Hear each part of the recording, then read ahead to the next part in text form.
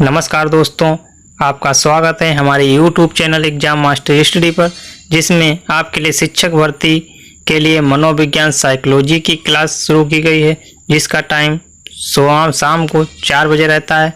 इसमें आपको TET, C TET, super TET के लिए साइकोलॉजी मनोविज्ञान की क्लास पढ़ाई जाएगी, जो बिल्कुल ही निःशुल्क रहेगी और उस पर सारे टॉपिक सीरियल बाय सीरियल पढ़ाए जाएंगे।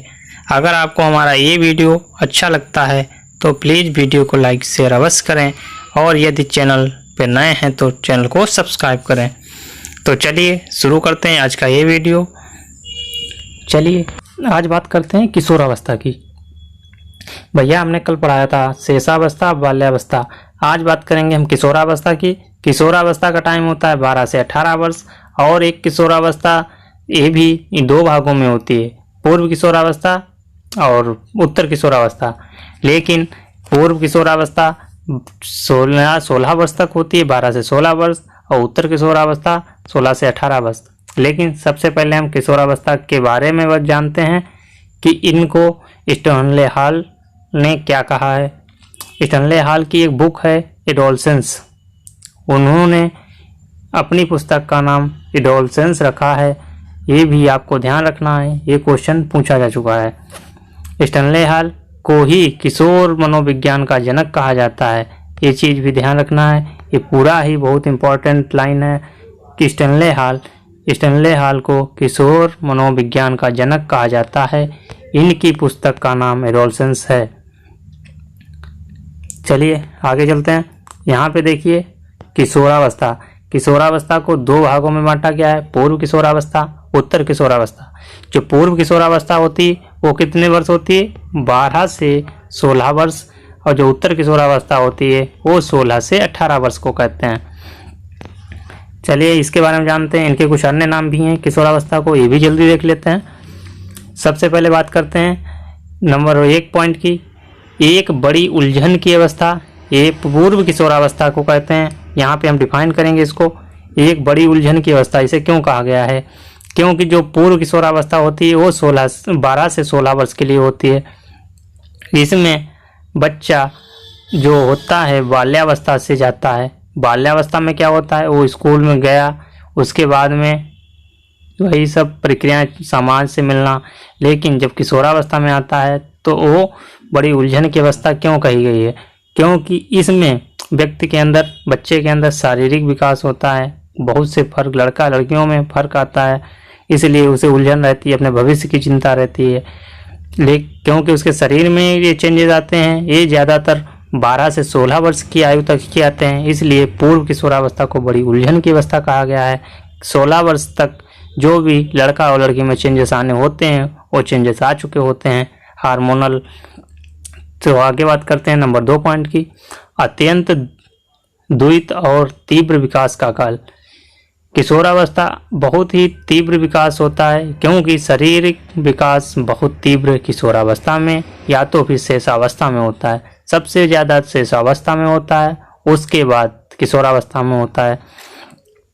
शेषावस्था में कुछ दिन तक होता है, लेकिन किशोरावस्था में शारीरिक विकास में चेंज भी आता है और उनका विकास भी बहुत जल्दी होता है। इस उम्र में लड़कियों में और लड़कों में बहुत बड़ा फर्क होता है, चेंज आता है। मेंस्ट्रुअल साइकिल लड़कियों में चालू हो जाती है, स्पर्म फर्टिलाइजेशन लड़कों में चालू हो जाता है। अगली बात करते हैं एक अटपटी तथा समस्या अवस्था। ये क्या है? क्योंकि इस उम्र के बालक बालिकाएं बहुत ही चिड़चिड़ेपन के होते हैं। ये उम्र बड़ी अजीब सी होती है, क्योंकि इस वर्ष के बच्चे किशोरावस्था में जब पहुंचते हैं तो किशोरावस्था के बच्चे बहुत ही जल्दी गुस्सा और खुश हो जाते हैं। उनमें जरा सी बात के लिए बहुत वो भावुक हो जाते हैं, समस्या उत्पन्न करते हैं। अगली बात करते हैं गोल्डन ईयर या स्वर्ण आयु।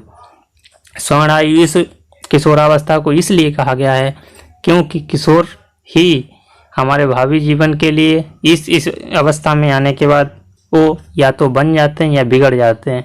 इसलिए स्वर्ण आयु, जिस बच्चे को अच्छा बनना है, पढ़ाई करनी है, वो पढ़ाई पे जाता है। अगर वो गलत रास्ते पे चला गया तो भैया उसे नहीं सुधारा जा सकता। ये इसलिए गोल्डन आयु से कहा गया है। अगली बात करते हैं घनिष्ठ एवं व्यक्तिगत मित्रता की अवस्था। किशोरावस्था में ही बच्चे अपने समाज में घुलते मिलते हैं और वो अपने स्कूल के दिनों से कॉलेज के दिनों में जाते हैं। उनका व्यक्तिगत मित्रता अभी तक क्या तो छोटे पे मम्मी पापा के दोस्त वो मित्र होते थे, लेकिन अब उनके अंदर जो उनको दोस्त होंगे वो उनके व्यक्तिगत मित्र बनेंगे। लड़का लड़की की तरफ आकर्षित होता है, लड़की लड़के की तरफ, उनके विपरीत लिंग आकर्षण बढ़ जाता है किशोरावस्था में। घनिष्ठ मित्र बनते हैं, व्यक्तिगत मित्रता बहुत हो जाती है। वो व्यक्तिगत मित्रता में भी वो टोली के सदस्य बन जाते हैं, उसमें टोलियों का नेतृत्व करने की भावना उत्पन्न होती है, टोली का नेता बनने की भावना उत्पन्न होती है कि मैं इस टोली का मैं ही मुखिया रह जाऊं।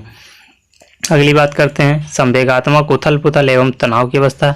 ऊपर हमने आपको बताया है कि इस अवस्था में आकर बच्चे में बहुत तनावपूर्ण होता है, वो जरा सी बात पर नाराज हो जाता है, उसके अंदर एकदम संवेग से उठते हैं कि मैं इस कार्य को कर सकता हूँ, ऐसा कोई कार्य नहीं है जो किशोरावस्था का बालक सोचता है कि मैं नहीं कर सकता हूँ और वाकई वो कर सकता है।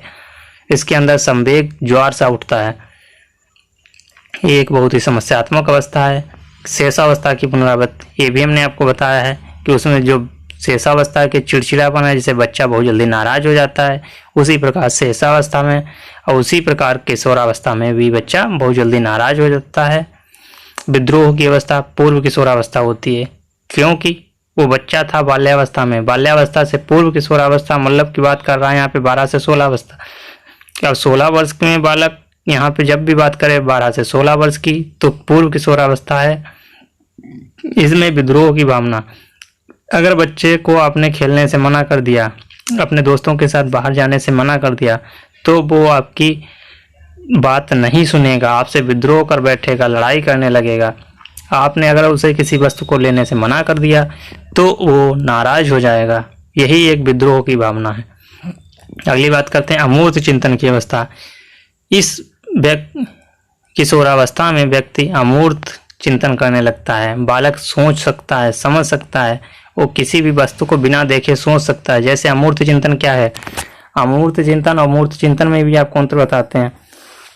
मूर्त चिंतन वो चीज होती है जब कि बच्चा सिर्फ देख के सामने उसी के बारे में सोच सकता है। ये होता है बाल्यावस्था में, जब बच्चे के सामने वस्तु लाई जाएगी तभी वो सोच सकता है उसके बारे में।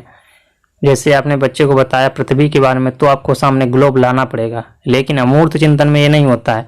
अमूर्त चिंतन में वो चीज होती है जैसे बालक को समझाना है कि पृथ्वी कैसी है, तो उसके सामने ग्लोब लाने की जरूरत नहीं, उसे बता दो भैया अंडे के आकार की होती है पृथ्वी, तो वो समझ जाता है अच्छा अंडा वैसा होता है, तो वही अमूर्त चिंतन है। अगली है दुखी अवस्था भविष्य की चिंता। यहाँ पे दुखी अवस्था इसे क्यों कहते हैं, क्योंकि इस उम्र में आके बच्चा चिंतित रहता है कि अरे मुझे क्या करना आगे भविष्य में, क्योंकि 18 वर्ष का होने के बाद उसको भविष्य की चिंता सताने लगती है कि अब मुझे क्या करना है, पढ़ाई करनी है, बिजनेस करना है, नौकरी करनी है। अगर नौकरी करनी है तो मुझे क्या पढ़ाई करनी होगी, सिलेबस क्या, इसकी चिंता रहती है। अगली बात करते हैं संवेगात्मक परिवर्तन की अवस्था। अच्छा, संवेगात्मक, जब बच्चे में संवेग उठते हैं, किशोरावस्था में संवेग उठते हैं, लेकिन किशोरावस्था के अंत तक ये संवेग शांत होने लगते हैं। और जो बाल्यावस्था से किशोरावस्था में आता है 12 वर्ष में, तब उसमें संवेग परिवर्तन होता है, लेकिन जब 18 से लगभग उम्र में पहुंचता है, 18 उम्र में किशोरावस्था की लास्ट में, फिर भी उसमें संवेग परिवर्तन होते हैं, तब वो संवेग शांत होने लगते हैं। और जब बाल्यावस्था से किशोरावस्था में आता है बालक, तब संवेग बढ़ने लगते हैं, तीव्र होने लगते हैं, तब इसलिए इसे संवेगात्मक परिवर्तन की अवस्था भी कहा गया है। ये हो गया आपका 12 नंबर पॉइंट। अगली बसंत ऋतु की अवस्था, ये भी इसमें बसंत ऋतु, क्योंकि इसमें संवेगों में चेंजेस आता रहता है, इसलिए इसे बसंत ऋतु की अवस्था कहते हैं। बहुत ही बदलाव आते हैं, जैसे बारिश का मौसम के 4 ऋतु होती हैं, इसी प्रकार इसमें संवेग में परिवर्तन होता रहता है, इसीलिए इस अवस्था को परिवर्तन की अवस्था, बसंत ऋतु की अवस्था कहते हैं। अगला नंबर है 14 नंबर, अत्यंत दबाव और तनाव की अवस्था। इस उम्र में बालक बहुत ही दबाव तनाव रहता है, उसे भविष्य की चिंता रहती है, मम्मी पापा क्या सोचते हैं उसके भविष्य को लेकर इस चीज़ की चिंता रहती है, कोई उसे कुछ बुरा बोल दे तो वो तनावग्रस्त हो जाता है, स्कूल से कॉलेज में जाने के लिए तनावग्रस्त रहता है, तमाम चीज़ें होती हैं, शारीरिक परिवर्तन आते हैं, शारीरिक हार्मोन्स बदलते हैं, इसलिए उसके अंदर तनाव रहता है। अगली बात होती है वीर पूजा। ये क्या है? यहाँ पे वीर पूजा का मतलब है कि उसने सलमान खान को देख लिया, उस तरह की बॉडी बनानी है, कभी वो जिम जा रहा है, ये सारे परिवर्तन भी किशोरावस्था में आते हैं। कहीं वो जिम करने लगता है, कभी दौड़ने जाता है, कभी वो किसी की तरह दूसरे व्यक्ति के तरह बनने की कोशिश करता रहता है। ये वीर पूजा है। इसकी विशेषताओं की बात करते हैं, किशोरावस्था की विशेषताएं। भैया लाइक कर दीजिए, शेयर कर दीजिए। जो भी यूपी टेट की तैयारी कर रहे हैं प्लीज उनको लाइक शेयर अवश्य करा दीजिए। हेडो कमेटी एक है, तो हेडो कमेटी के अनुसार 11, ये यहाँ पे गलत है, यहाँ पे माइनस डैश है, 11-12 वर्ष की अवस्था में बालक की नसों में, हेडो कमेटी ने बताया है 11-12 वर्ष की अवस्था में बालक की नसों में ज्वार उठना आरंभ हो जाता है। इस ज्वार का बाढ़ के समय ही उपयोग कर लिया जाए एवं इसकी शक्ति एवं धारा के साथ साथ नई यात्रा आरंभ कर दी जाए तो सफलता प्राप्त की जा सकती है। इसका मतलब क्या हुआ हम समझाते हैं।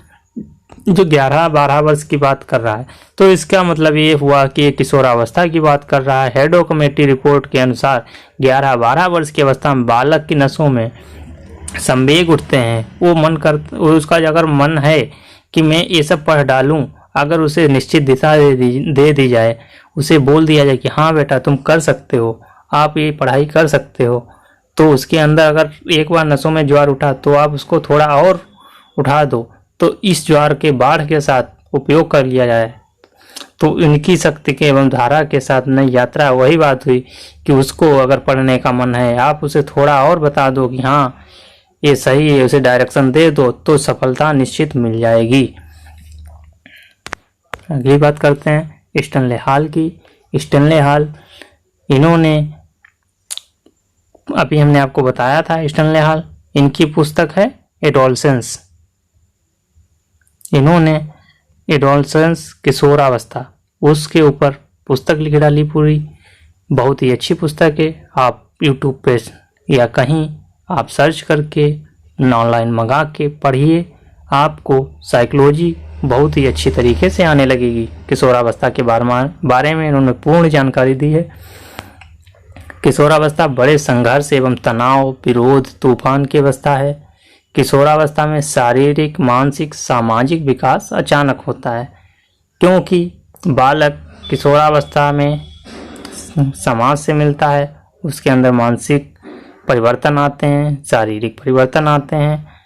ये सब विकास अचानक ही होता है, क्योंकि बाल्यावस्था में ऐसा कुछ नहीं होता है और बाकी ये सब आता है तो किशोरावस्था में परिवर्तन आता है। अगली बात करते हैं, किलपेट्रिस महोदय ने कहा है किशोरावस्था जीवन का सबसे कठिन काल है। ये भी बात सही है, क्योंकि जितना हार्मोनल या शारीरिक विकास होता है वो सब किशोरावस्था में होता है। अगली परिभाषा दी है वैलेंटाइन ने, किशोरावस्था अपराध की एक नाजुक अवस्था है।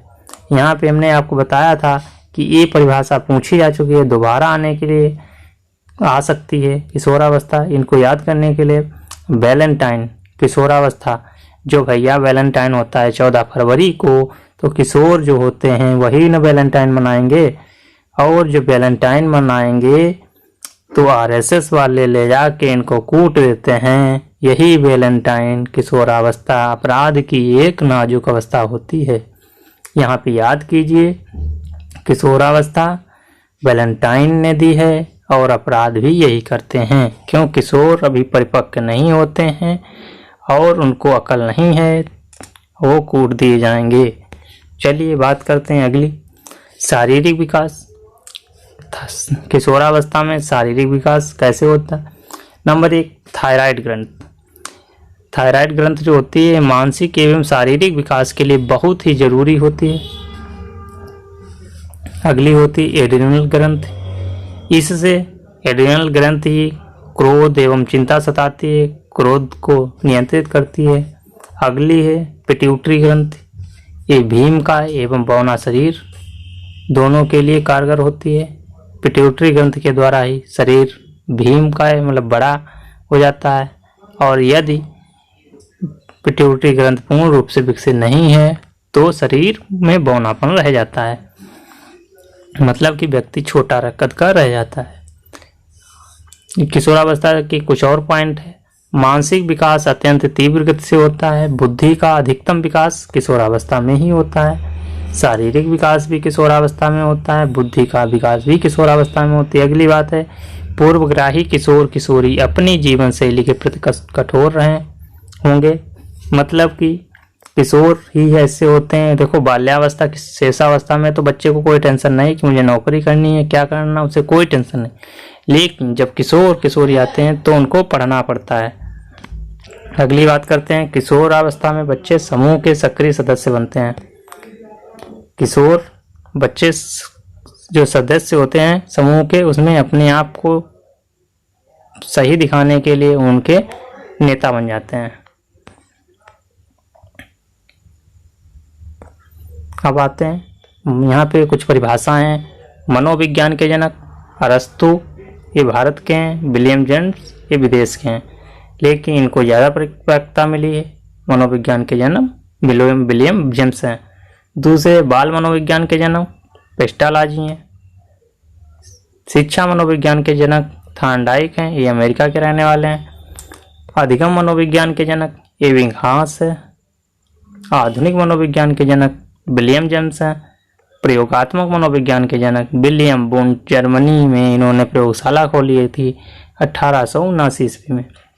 बालक का मस्तिष्क कोरा प्लेट है, ये कहा है प्लेटो ने।